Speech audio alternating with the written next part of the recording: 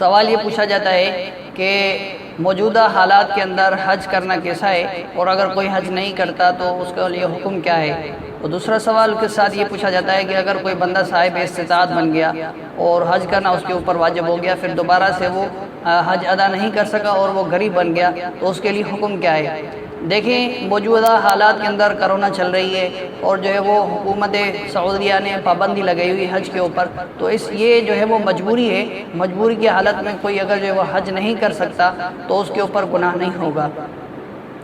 اور جب تک جو ہے وہ دوسرا سوال یہ کہ جب تک کسی بندے کے اوپر جو وہ صاحب استطاعت بن گیا اور وہ حج ادا نہیں کر سکا، تو حج ایک مرتبہ واجب ہونے سے وہ واجب ہو جاتا ہے، وہ ساقط نہیں ہوتا۔ جب مجبوری ختم ہو جائے تو اس بندے کو حج بدل کرانا پڑے گا، اور اگر جو ہے وہ اس کے پاس رقم میسر نہیں ہے تو پھر بھی جو ہے وہ رقم پہلے جو اس نے حج کے لیے رکھی تھی وہ ختم ہو گئی، تو اب پھر بھی اس کے اوپر حج ساقط نہیں ہوگا، اس کے اوپر حج واجب ہو گیا تو واجب ہو گیا۔ تو بہتر طریقہ یہ ہے کہ جب حج واجب ہو جائے اور کسی مجبوری کی بنا پر حج بندہ نہیں کر سک رہا تو اس رقم کو محفوظ کیا جائے، اور رقم کو محفوظ کرنے کا طریقہ یہ ہے کہ سونا وغیرہ جو ہے وہ اس کے اندر تبدیل کر کے سونا وغیرہ خرید کر کے رکھا جائے، کیونکہ اس کی ویلیو وغیرہ جو ہے وہ ڈی ویلیو نہیں ہوتی، کرنسی وغیرہ ہوتی ہے اس کی جو ہے وہ ویلیو ختم ہو جاتی ہے۔ جیسے ہمارے پاکستان کے اندر نوٹ وغیرہ تبدیل ہوتے رہتے ہیں تو اس کی کرنسی ختم ہو جاتی ہے، تو بہتر طریقہ یہ ہے کہ رقم کو محفوظ کیا جائے، جو آسان طریقہ لگتا ہو۔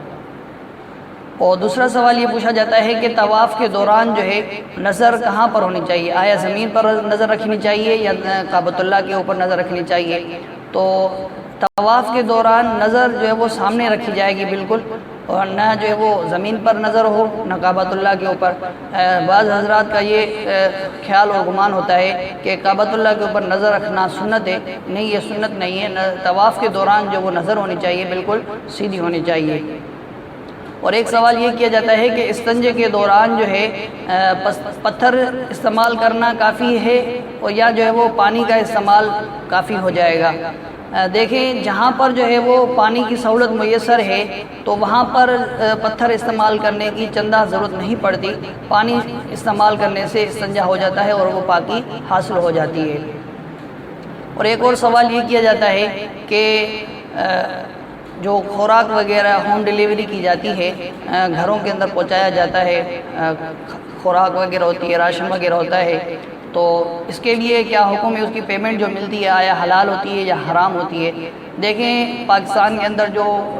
ہوم ڈیلیوری خوراک کی ریسٹورنٹ وغیرہ سے کی جاتی ہے تو اکثر طور پر جو وہ الحمدللہ یہ حلال کھانوں کی ہوتی ہے۔ باقی باہر ممالک کے اندر بیلجیم وغیرہ یا دوسرے جو ممالک ہیں، غیر مسلم ممالک ہیں، ان کے اندر خوراک کا یقینی ہونا، جیسے گوشت وغیرہ ہو گیا، تو اس کے حلال ہونے میں کوئی یقین نہیں ہے۔ ہاں، اگر یقین ہو جائے تو پھر تو اس کی ڈیلیوری بھی جائز ہے اور جو ہے اس کی پیمنٹ ملے گی وہ بھی جائز ہے۔ باقی یقین نہیں ہے تو گوشت وغیرہ کی جو ڈیلیوری ہوگی وہ ناجائز ہوگی، وہ گناہ گار ہوگا بندہ، اور اس کی پیمنٹ وغیرہ بھی حلال شمار نہیں کی جائے گی بلکہ وہ حرام ہی ہوگی۔ ہاں، اور باقی یہ ہے کہ ویجیٹیبل وغیرہ جو ہے وہ ڈیلیوری کی جاتی ہے تو اس کے اندر جو ہے وہ کوئی رقم